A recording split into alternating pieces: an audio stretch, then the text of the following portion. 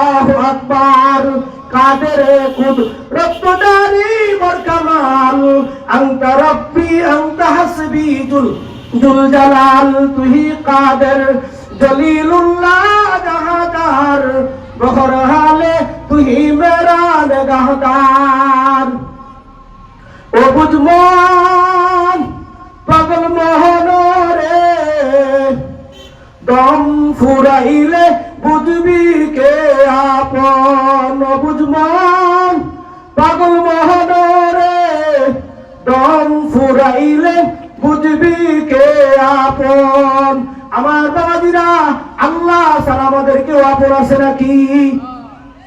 আল্লাহ ছাড়া আমাদের কোনো আপন নাই। আসিয়া আল্লাহকে আপন করে নিছে। আল্লাহ তাআলা জান্নাতের ভিতরে ঘর বানাইয়া তার ফটোটা সামনে ধরে রাখছে। এই ঘটনা আল্লাহর পয়গম্বর সাহাবীদের কাছে বর্ণনা করার পরে সাহাবীরা জিজ্ঞাসা করে, ইয়া রাসূলুল্লাহ, ইয়া হাবিবাল্লাহ, এই আসিয়াকে যখন মেরে ফেলা হলো, আসিয়া কি কোনো কষ্ট পায় নাই? এই পাথর চাপা দিয়ে যখন মারলো, কষ্ট পায় নাই? আল্লাহর হাবিব বলেন, না রে না সাহাবীরা, না।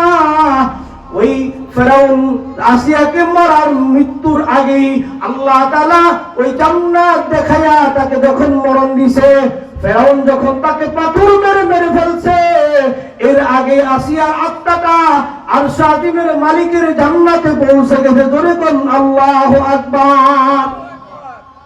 আশিকারা মিল্লাত মাযহাব জুদাস, আশিকারা মিল্লাত মাযহাব খুদাস। আশিকারা রোজে মাহশর বাকিয়ামত কারনিস, আশিকারা রোজ তামাশা এ জামালে ইয়ারে নিস।